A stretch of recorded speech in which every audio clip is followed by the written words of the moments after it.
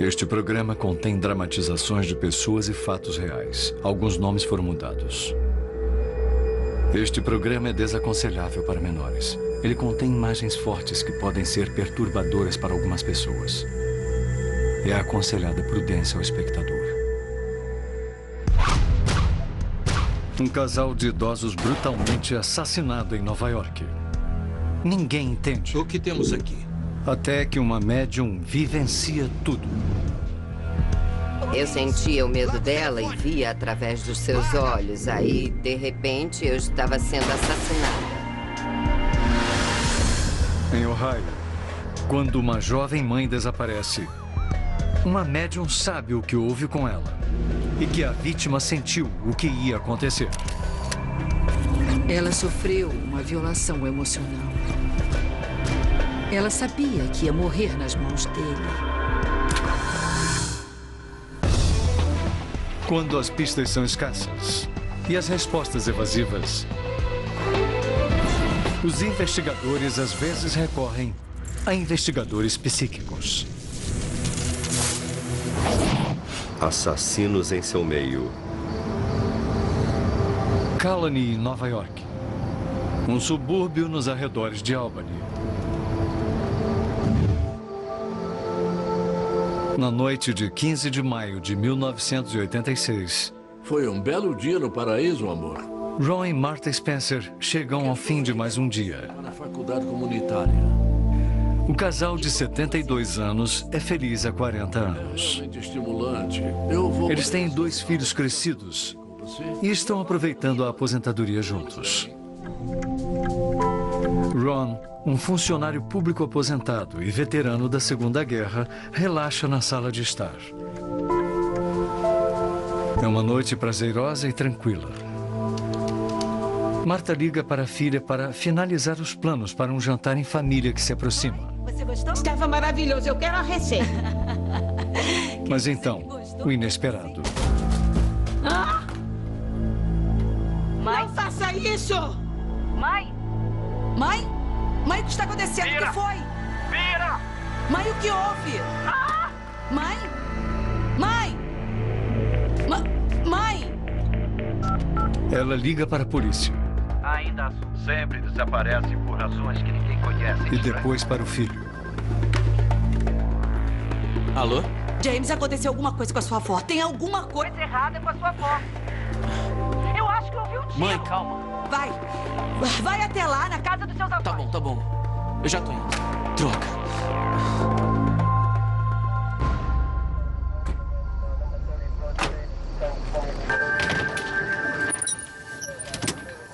A tranca da porta de trás estava quebrada. Polícia! Tem alguém em casa? No interior, uma cena inimaginável. Atenção, detetives disponíveis na região de Colônia. Comuniquem-se imediatamente com a central. É uma emergência. Comuniquem-se imediatamente com a central. É uma emergência. Ron e Martha Spencer estão mortos com ferimentos à bala.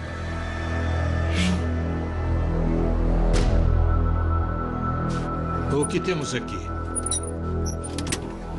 O que tem aí, policial? A perícia... O investigador de homicídios, Tenente Raymond Krolak, tenta entender o que aconteceu.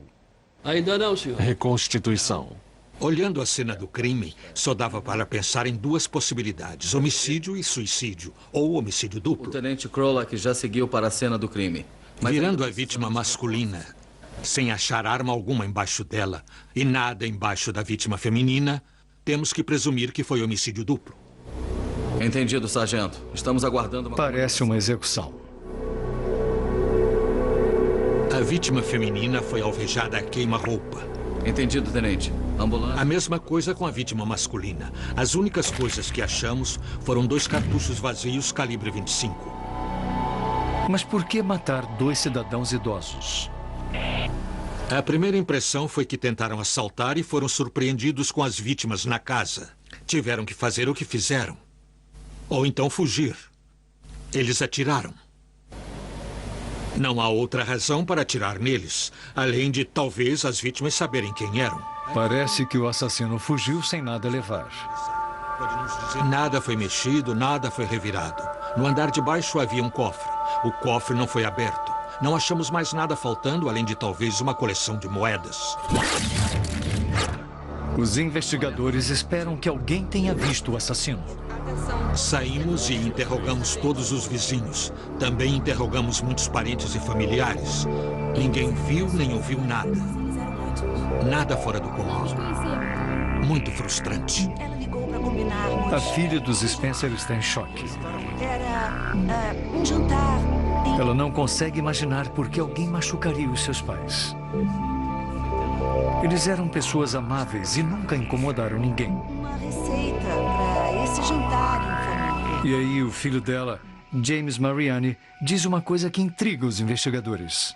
Não são cartuchos calibre 25? Um dos meus detetives tinha saído da casa com um saco plástico com 2 cartuchos vazios. Não dava para saber o calibre das balas daquela distância. Sargento Brown, comunique-se urgente com a central urgente. O neto não estava perturbado, não estava emocionalmente agitado. Muito calmo. Nesse momento, ele virou um suspeito.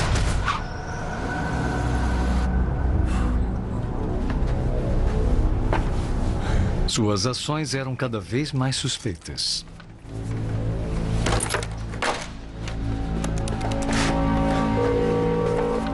Tenente Ray Krolak. Tenente Krolak, James Mariani. O neto liga no dia seguinte exigindo testamento, não só perguntando por ele. Exigindo. Nós o fizemos ir à delegacia. Sente-se aí. O que posso fazer por você? Bom, eu vim ver o que meu avô deixou no testamento. Dissemos que havia um testamento do qual ele não fazia parte. Como assim? O senhor está brincando? Não. Tem que ter alguma coisa aí. Fizemos mais umas perguntas. Por que ele estava preocupado com isso? Aí ele disse que o avô lhe prometera algum dinheiro. Mas ele não ia receber nada. Bem, James, onde estava na noite em que o seu avô foi assassinado? Eu estava na minha casa. Sempre desaparece por razões que ninguém conhece, estranho. James, aconteceu alguma coisa com a sua avó? O que é? Vocês sabem disso. O neto estava muito calmo, tranquilo e controlado durante a entrevista. Passamos um tempinho com ele falando de seu álibi. Nada parecia perturbá-lo. Krolak sente que há mais coisas na história dele. Aceita passar por um polígrafo? Claro. Após um questionamento repetido, o técnico do polígrafo declara que Mariani diz a verdade quando alega não ter atirado nos avós. Temos uma... Nada na cena do crime incrimina Mariani. Os policiais continuam procurando, checando os seus antecedentes e dos seus conhecidos. Então descobrem que James Mariani e seus amigos, Kit Snell e Robert Skinner, têm uma longa folha corrida, incluindo muitos roubos com arrombamento. Cometeram todos eles juntos. O modo de agir dos roubos era que eles sempre roubavam os amigos. Sabiam quando os amigos estariam em casa e quando não estariam. Era assim que eles cometiam os crimes. E isso bate com a cena do crime na casa dos avós. Krolak acredita que o homicídio aconteceu em consequência de um roubo. Parece que eles acharam que não haveria ninguém em casa e por isso o invadiram.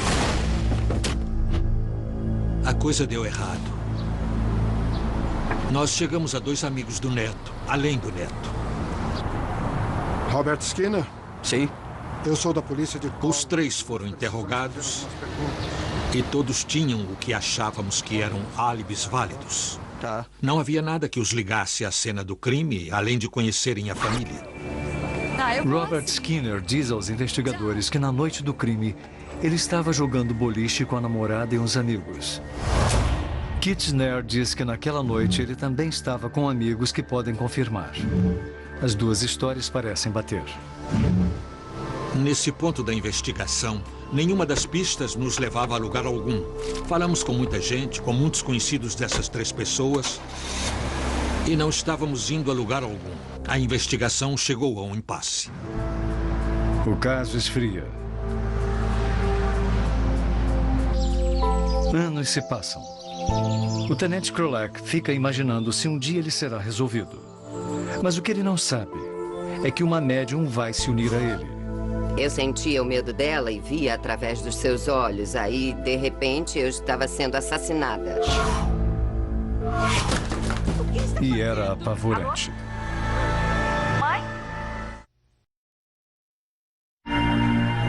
O que posso fazer por vocês? Gostaríamos que checasse. Uns 2 anos depois do homicídio, o filho e a filha das vítimas foram à delegacia falar comigo. Mostra ele. A gente queria muito que o senhor desse uma chance. Eles leram um artigo sobre uma médium e queriam saber se eu estava interessado em checar isso para ver se ela podia ser de algum valor. Checasse essa médium que nós vimos no... O nome da médium era Noreen Renier. Eu nunca tinha usado uma médium antes. Não fazia ideia de como eram dignas de crédito. A minha única visão de médiums era de quem lia a sorte. E eu... Não queria nem pensar em usar uma delas. Embora cético, o Tenente Krolak respeita o desejo da família. A investigação estava parada. Não tínhamos nada a perder por tentar isso. E tudo que pudesse ajudar. O artigo sobre Noreen cita vários departamentos de polícia com quem ela já havia trabalhado. Entrei em contato com um deles para saber o quanto ela era digna de crédito. Ele era o comandante da divisão de homicídios do Bronx. Escreveu um livro sobre investigações práticas de homicídios. No livro havia um capítulo sobre médiums. Ele já tinha usado a Noreen Renier antes e a achou muito confiável. Eu falei com ele. Acho que podemos tentar. Eu respeitei o que ele fez e decidi, tudo bem, vamos tentar. Krolak liga para Noreen em sua casa nos arredores de Charlottesville, na Virgínia. Alô, é Noreen. É o Tenente Raymond Krolak, da polícia de Espero Colônia. que eles sejam céticos até certo ponto. Eu estou ligando com referência a 2 Toda a homicídios polícia deve ter uma certa dose de ceticismo, mas quando eu termino de trabalhar num caso, eles não deviam ficar tão céticos. Eles sabem que eu sou de verdade, sabem que eu faço o que alego fazer. Noreen concorda em trabalhar no caso. Ela só quer saber os primeiros nomes das vítimas, nada mais. Se você tem informação, a sua mente lógica pode agir. Se você não tem informação, a sua mente intuitiva ou a mente psíquica tem que entrar em ação. Eu disse ao detetive Krolak que precisava de alguma coisa dos corpos, alguma coisa que estivessem usando quando foram mortos. Krolak manda o cinto de Ron e os óculos de Martha. A energia dos itens me ajuda a ver mais claramente as impressões do responsável ou do que aconteceu na hora. Noreen usa a psicometria para ter acesso às visões. Psicometria é tocar um objeto e conseguir impressões desse objeto. Eu posso me tornar a vítima, ver o que a vítima viu. E, às vezes, eu posso ser eu mesma vendo tudo o que acontece. Estou com os óculos e o cinto. Bem, então vamos lá. Vamos começar a entrevista. Eu vou botar no Viva Voz e ligar o gravador.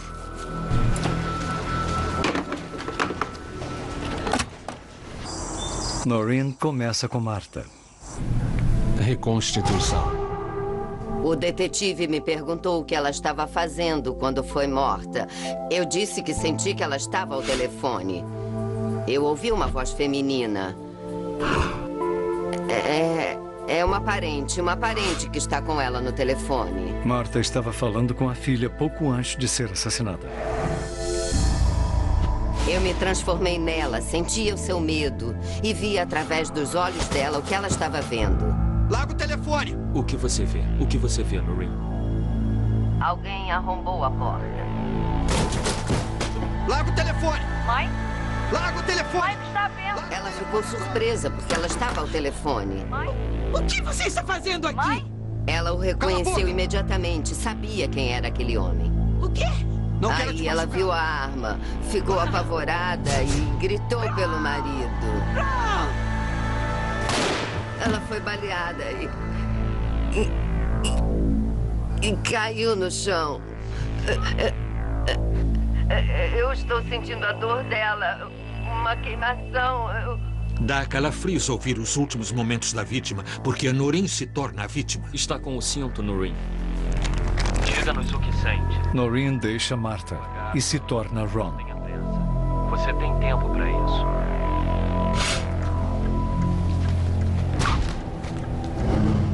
Quando eu toquei no cinto, senti o homem sentado, lendo o jornal. Lembro da mulher gritando o nome dele. Eu senti ele levantando, pegando alguma coisa e indo para o corredor. O que está fazendo aqui? O que foi?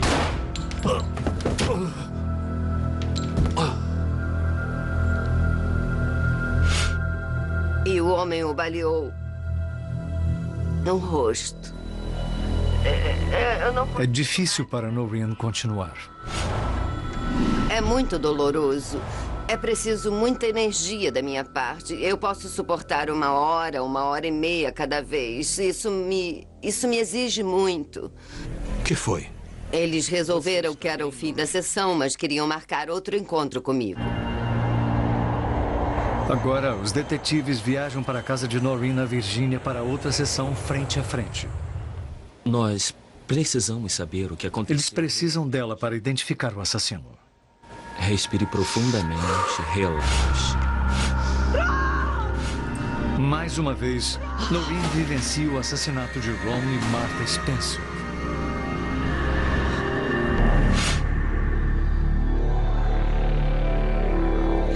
Eu vejo... Os detetives me pressionavam para obter mais informações sobre o assassino e eu lembro de ter sabido que um membro da família o convidara para jantar. Eu sabia que ele tinha comido lá. Ele tem uns 20 e poucos anos. Eu senti que ele tinha cerca de 1,80 m. Ele tinha falado com o marido sobre fazer uns reparos na casa. A polícia sabe que o suspeito Robert Skinner foi uma vez a um jantar da família Spencer e depois ajudou Ron a trocar os azulejos da cozinha. Eu quero ver o carro. Será que dá para ir lá fora ver a placa? Eles pressionam Noreen sobre a placa do carro do assassino. Eu estou atrás do carro. Eu estou vendo a placa. E o tenente Raymond Krolak consegue mais do que esperava. Quando voltamos para o quarto do hotel e ouvimos a fita, a parte interessante foi que no meio da placa vem uma voz na fita e diz: não. Primeiro tem uma inicial, eu não sei se é um N ou um Y. Gravador novo, microfone novo, portas e janelas fechadas, sem outras vozes na sala, mesmo assim veio aquilo. Ou um Y. Fiquei assustado. Eu não sabia o que era, mas estava lá. Vamos às fotos. Tem umas fotos. Noreen faz uma tentativa final para identificar o assassino. Isso é, tínhamos levado 10 fotos. 3 das quais eram dos que achávamos serem os suspeitos. Nós demos as fotos a Noreen para ver se ela conseguia alguma impressão delas. Eu botei as fotos numa mesa viradas para baixo. Ela não queria ver os rostos. Ela repassou as fotografias tocando nelas, mexendo nelas. São esses 3 rostos. Ela pegou 3 fotografias e virou. Era o Robert Skinner, era o Keith Snare e era o neto, James Mariani. Eram os 3 suspeitos que tínhamos e eu não faço ideia de como ela fez isso. Não havia nomes nas fotos, ela não tinha visto as fotos. Impressionante. Foi fácil, ou eu senti energia ou não. Só levou uns segundos para pegar as 3 fotografias. Este aqui... Noreen identifica especificamente Robert Skinner como o atirador. Durante o homicídio, eu só vi um, mas podia sentir que havia outros envolvidos no crime. Então ela dá ao tenente Krolak uma informação crucial. Já estávamos terminando a sessão com a Noreen. Nos preparávamos para ir embora quando ela fez o comentário de que havia algo errado com o álibi do assassino. Alguma coisa estava errada e devíamos checar. Estes são os 3 Estávamos na pista certa. Tínhamos que trabalhar mais. Tínhamos que continuar trabalhando nessas 3 pessoas. As autoridades repassam os primeiros dias da investigação e notam um surpreendente descuido em relação ao álibi de Skinner. Ele disse que estava numa pista de boliche jogando com uma garota. Anda, menina, vem com a gente. A garota nunca foi interrogada. E quando foi, descobrimos que ela esteve na pista de boliche, mas com as amigas. Ele não esteve lá. Eu o considerei muito mais que um suspeito. As autoridades convocam um grande júri para gravar os depoimentos de todos. Durante este processo, elas descobrem a testemunha de que precisavam. Eu sou o Tenente Krolak. Os investigadores falam com um presidiário que conhece intimamente o crime. O que sabe? Eu sei exatamente quem matou o senhor e a senhora Spencer. Os velhos ficam sozinhos. O informante tinha sido convidado a participar do roubo com os outros suspeitos. Eu tô achando que vai ser Ele disse que James Mariani, Robert Skinner e Kit Snare planejaram roubar os Spencer. doces de uma criança. Mas então Skinner puxou uma arma caso algo saísse errado. Ele não aceitou. Não quis ir porque eles iam levar uma arma e ele não queria ter nada a ver com isso e se recusou a ir. E testemunhou para o grande júri no julgamento. Foi um testemunho crucial. Tribunal de Albany. Em setembro de 1992, um júri declara James Mariani, Robert Skinner e Kit Snare culpados dos crimes de homicídio culposo e roubo com arrombamento qualificado. Eles recebem penas que vão de 40 anos à prisão perpétua. Os assassinatos de Ron e Martha Spencer poderiam ter ficado sem solução não fosse a ajuda da médium Noreen Renier. Eles viram... O tenente Raymond Krolak começou o caso como um verdadeiro cético. Nossas sessões com a Noreen abriram meus olhos e me fizeram acreditar. Tudo o que ela nos disse, tudo nós comprovamos. Por que não usar uma médium? Qual é o problema? Talvez eu dissesse a um cético. Não diga que não acredita até tentar e ver se dá certo para você. Abra a cabeça. Belpre, Ohio. Uma pequena cidade histórica de 7.000 habitantes no rio Ohio.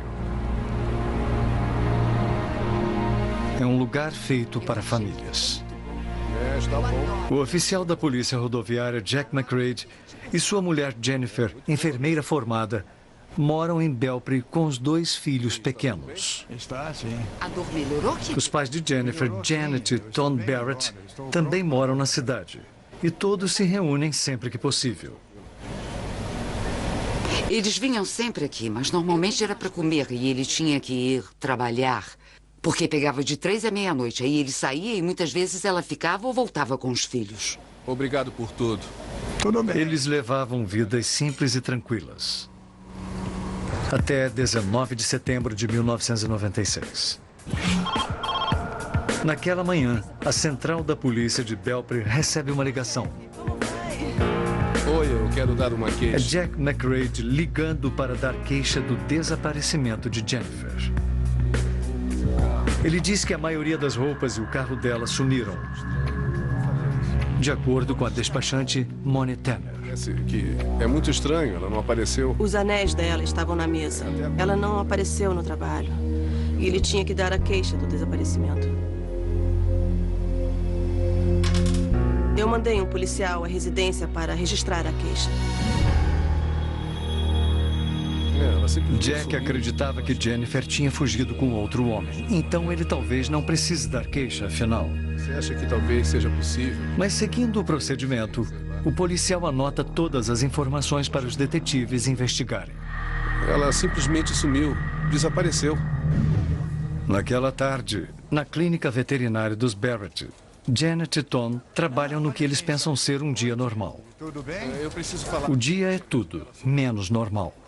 O Jack chegou ao escritório umas 3 horas e disse, ela sumiu.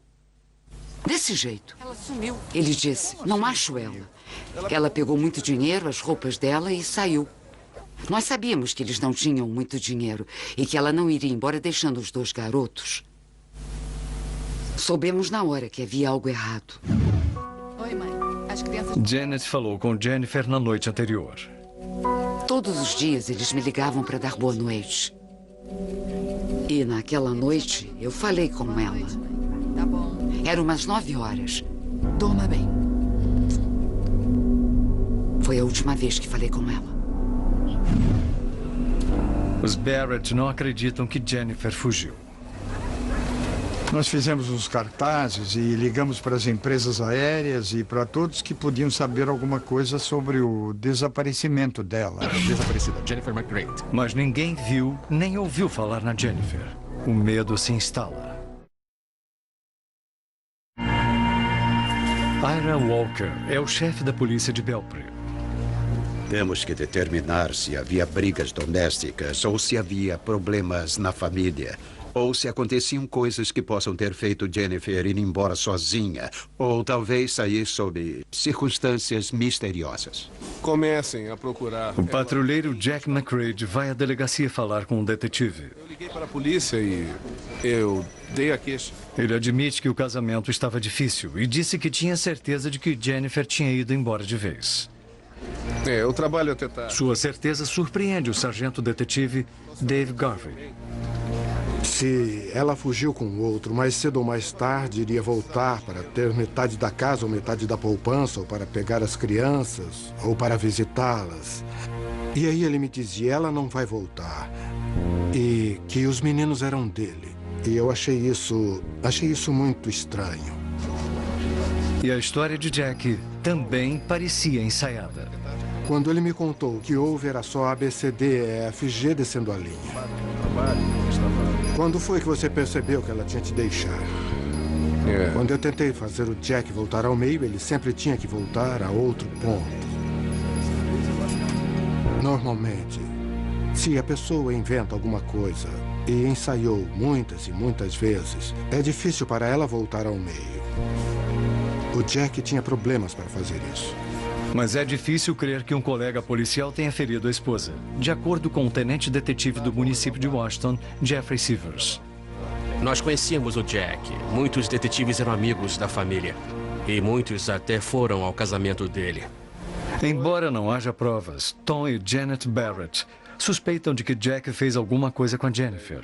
Mas ele é um policial e está com as crianças. O Jack vinha para jantar e brincar com as crianças e... Nós não sabíamos o que fazer.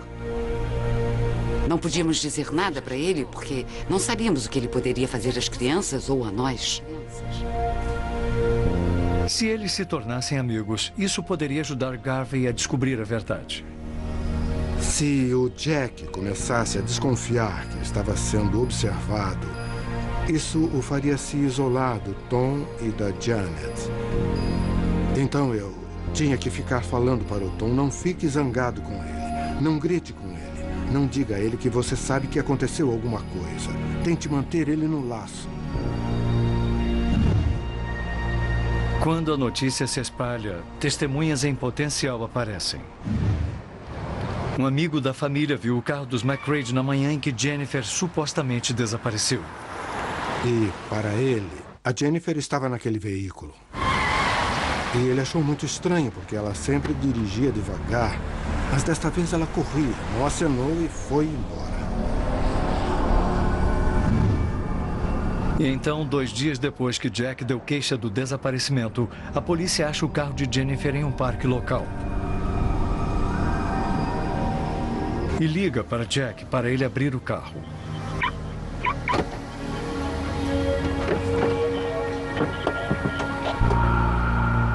O interior do veículo não nos deu pistas sobre o que aconteceu. Porque não tinha nada lá dizendo que ela havia ido embora. Não tinha nada lá dizendo que ela estava viva, nem dizendo que ela estava morta. Já que não há evidências, a polícia deixa Jack voltar com o carro para casa. Ele tem uma explicação por que o carro estava estacionado lá. Ele tentou nos dizer, bem, ela foi até lá se encontrar com alguém, levou coisas com ela e foi o que aconteceu. Mas nós não acreditamos nisso. Nós sabíamos que não era o caso. Em uma semana, Jack pede o divórcio, alegando abandono. Os dias passam sem notícias de Jennifer e sem pistas de seu destino. Então, a despachante da polícia, Moni Tanner, lembra de uma médium que conheceu em Pittsburgh, chamada Georgia Rudolph. Alô? Eu achei que seria interessante ver se daria certo. Eu queria experimentar, eu não estava com medo de tentar. Oi, como vai, Moni? Ela me informou que eles receberam uma queixa de desaparecimento de uma mulher chamada Jennifer. É só o que Georgia precisa saber. O resto ela já sabe. Eu me senti mal. Eu sei imediatamente se uma pessoa morreu pelo padrão vibratório da situação. Porque a vibração física é diferente da vibração espiritual. E se eu tenho uma pessoa viva, então ela tem uma vibração física. Se a pessoa já morreu, ela tem uma vibração espiritual. Tá bom. Cova rasa. Ela me disse que a Jennifer com certeza tinha sido baleada. Nós iríamos achá-la numa cova rasa ao lado de uma estrada principal, enrolada em algo branco e rosa. Moni dá essa informação ao sargento detetive Dave Garvey. Moni achou que ia me ajudar muito se eu ligasse para Georgia. Que ela provavelmente tinha mais para me contar. Eu não acredito nessas coisas. Eu não posso ir ao grande júri. Eu acho que sou das antigas e vou fazer isso do jeito que sou treinado para fazer. Eu nunca pensei em ligar para uma médium. Nem nesse caso, nem em nenhum outro. Alô? E depois que Moni foi embora, fiquei pensando sobre aquilo. E achei que não haveria mal em ligar para Georgia. Há uns 15 dias. Eu disse, ela foi assassinada. Eu disse, recebeu um tiro atrás da cabeça. Aí ele me disse... Você tem algum suspeito? Você sabe quem a matou? Eu disse, o homem que você procura, o físico dele lembra o de um lenhador. Musculoso, forte... Lumberjack em... Georgia lembra que isso pode querer dizer que quem causou a morte pode se chamar Jack. Eu disse, esse homem ganha vida atrás do volante de um veículo. Ele perguntou, motorista de caminhão? Eu disse não. Aí ele perguntou se era caixeiro viajante. Eu respondi que não. É mais assustador do que isso. Eu perguntei ao sargento Garvey, tem certeza de que quer saber? Ele disse, tenho. Pois é um policial. E ele disse, na mosca. Georgia, eu preciso... As visões de Georgia refletem as suspeitas de Garvey. Georgia, eu vou te botar no viva voz para o chefe ouvir, tá bom? Tudo bem? Obrigado. Tudo bem, Georgia, pode continuar. Ele e o chefe Ira Walker testam a médium perguntando onde está enterrado o corpo. E Georgia, a 265 quilômetros de Belpre, Ohio, diz onde está. O que vocês precisam fazer é pegar a estrada principal que sai da cidade de vocês. Aí ele disse, é a Rota Estadual 7. Eu confirmei, peguem para o sul. E vão achar uma cidade com o nome de Torque. Torch. Aí ele disse Torch, Ohio. Ela nos deu uma série de 3 números. E os números eram 2, 9, 8, 9, 82, 8, 29. Ela disse, você tem que misturar os números. Eu não posso lhe dar o número exato da tal rodovia, mas tem algo a ver com a morte dela. Pode ser esta aqui. Estou achando que essa é a mais provável. Não houve problema para localizar a área. Acontece que o número estava certo. Sou de Belpre. Perto da cidade rural de Torch, há uma estrada de número 298. Quando vocês virem esses números, peguem essa estrada e andem cerca de 400 metros. Vão ver uma estrada que vocês vão subir e virar. Aí vocês vão lá e vão achar o corpo de Jennifer McCready. Georgia nos deu a informação de que ela deveria ser encontrada vestida com alguma coisa rosa e enrolada em um lenço azul. Obrigado. A conexão com Jennifer deixa Georgia esgotada. Eu acho que nunca experimentei a sensação que senti com o caso McCready. Quando eu fiz contato com a Jennifer, por causa da violação pela qual ela passou antes de morrer. Ela sofreu a violação emocional de saber que o marido ia matá-la. Ela sabia que ia morrer nas mãos dele. Olha, eu acho... Walker e Garvey ainda estão céticos. Você sabe muito Porém, bem que eu não acredito nelas. O meu caso pessoal com as médiums é que eu não acredito nelas. São como qualquer outra testemunha. Talvez você siga o que elas tenham a dizer. É uma pista. Então você vai atrás dessa pista. Eu acho que não estaria fazendo o meu trabalho para as famílias das vítimas se não checasse cada uma das pistas. E se uma médium me dá uma pista, eu vou segui-la. Mas antes da polícia liberar homens para a busca, notícias do caso chegam à amiga de Georgia, Katy Wyndham, que mora em Belpre. Alô? Oi, Georgia. Quando Katy liga, Georgia fala da sua visão. Lendo aqui no jornal e eu pensei se você sabe da desaparecida. E ela disse, eu vou achar essa estrada. Eu disse, se afasta de lá. Aí eu disse, você não vai querer entrar nessa estrada. Mas Katy sai assim mesmo, seguindo as instruções de Georgia, ao sul de Belpre, em direção a Torch, virando na estrada 298 até uma estrada de terra que vira. Quando vai fazer a última curva, ela o vê. O patrulheiro Jack McCready.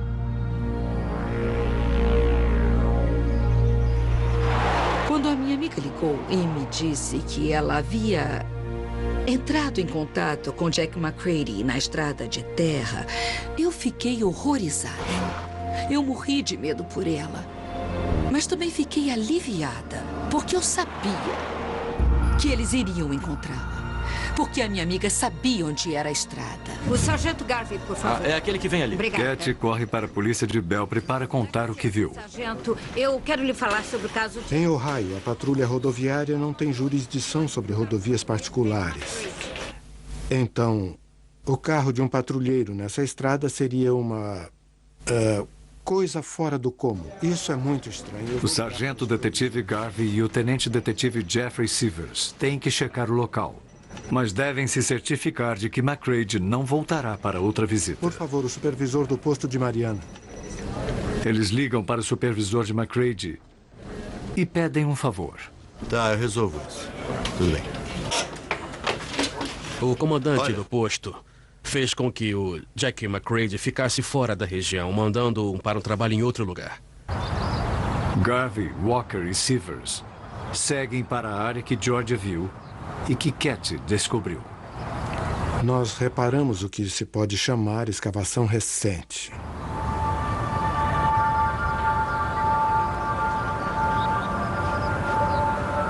E depois de mexer na terra por um tempo, nós achamos um saco de nylon azul com um feixe eclair. O que você acha? Acho que encontramos a Jennifer McCready.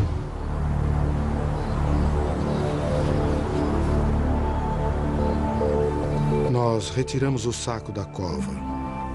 Abrimos o fecho eclair e dentro havia uma mulher usando um pijama branco e rosa. E estava com um saco plástico enrolado na cabeça. Nós tiramos o saco plástico e vimos que ela havia sido baleada atrás do ouvido. Nesse ponto, nós descobrimos que era o corpo de Jennifer McCready. Pelo menos agora, os Barrett sabem. Depois de 10 dias, nós suspeitamos que o resultado seria esse. Nós tivemos certeza de que isso ia acontecer. Ficamos felizes por eles a terem achado. Foi chocante, porque nós sabíamos que estávamos investigando um colega da polícia. Vamos lá falar com ele, Jack. Eu tinha detetives que eram, sabe, amigos do Jack e da Jennifer. Eu sabia que ia ser muito difícil. Eles acharam Jennifer. Agora precisam de provas para prender o assassino. Mas o suspeito sabe tudo sobre provas. A polícia consegue um mandado para dar uma busca na casa dos McCready enquanto o suspeito ainda está em serviço. O interior da casa está intocado. Nós nunca vimos dentro da casa o que chamaríamos de cena do crime. Nunca achamos um local sobre o qual poderíamos dizer foi aqui que a Jennifer foi baleada.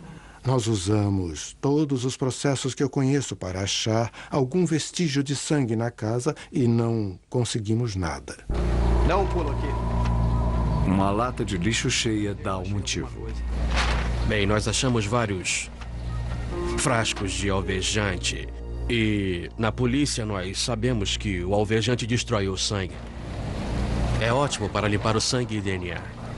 As autoridades percebem que, como policial, McCrae sabe como encobrir seus rastros criminosos. Ou pelo menos assim ele pensa. Eles encontram um teto falso na garagem e, no interior, uma bolsa com a carteira de motorista de Jennifer que Jack disse que ela levou quando foi embora. Achamos uma arma. Eles também descobrem uma arma, uma Magnum 357. O vão do cano tinha sido totalmente esmerilhado para não haver marcas nem sulcos. Também achamos raspas de metal no saco de um aspirador de pó na residência. Chequem o cano da arma. McCrae sabia que uma arma tão alterada não poderia ser comparada com a bala fatal. Coloquem isso aí, vamos fotografar tudo. E na garagem, botas e ferramentas enlameadas. Nada em comum. A não ser neste caso. Nós notamos que a cor da lama não era igual à da terra em volta da casa do Jack. Então havia a chance dele não ter trabalhado nos canteiros de flores. Nós tínhamos amostras de terra da cova. E ao compararmos as amostras de terra, vimos que eram do mesmo tipo. Menos de 2 semanas depois de dar queixa do desaparecimento, Jack McCrae é preso pelo assassinato de sua mulher, Jennifer. Acabou, Jack. Achamos o corpo. Aí nós fizemos uma pausa. Esperávamos que o Jack perguntasse onde. Mas não perguntou. Na verdade, ele sabia onde a encontramos. Ele não perguntou como ela foi morta ou por que ela foi morta. Eu posso presumir que é porque ele já sabia. Você quer falar com a vovó? Quero. Embora haja uma sensação de tristeza por uma pessoa ter perdido a vida, há uma sensação de calma e de gratidão por você poder dar a essas pessoas que procuravam alguém a quem amavam a resposta e um pouco de paz.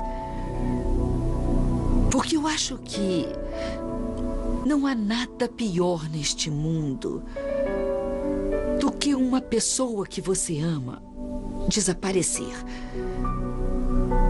E você não saber o que houve com ela. É por isso que eu ajudo. Nunca tivemos razão alguma para acreditar em uma médium. Eu achava que era uma pessoa que inventava coisas e as pessoas aceitavam se ela desse as respostas certas. Mas eu estou convencida de que ela disse a eles onde achar o corpo de Jennifer.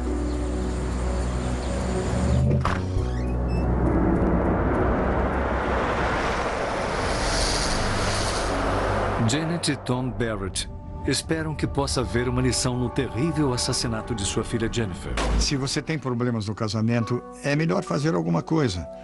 Não pense que vai mudar a pessoa, porque não vai mudar. E isso não acontece. Em 15 de agosto de 1997, um júri resolve que Jack McCrae, que jurou defender a lei, assassinou a esposa. Enquanto seus filhos dormiam, ele levou a mãe deles para uma parte remota do campo e tentou encobrir tudo. Condenado por homicídio, Jack McCrae é sentenciado à prisão perpétua. 2 famílias estilhaçadas por assassinos em seu meio.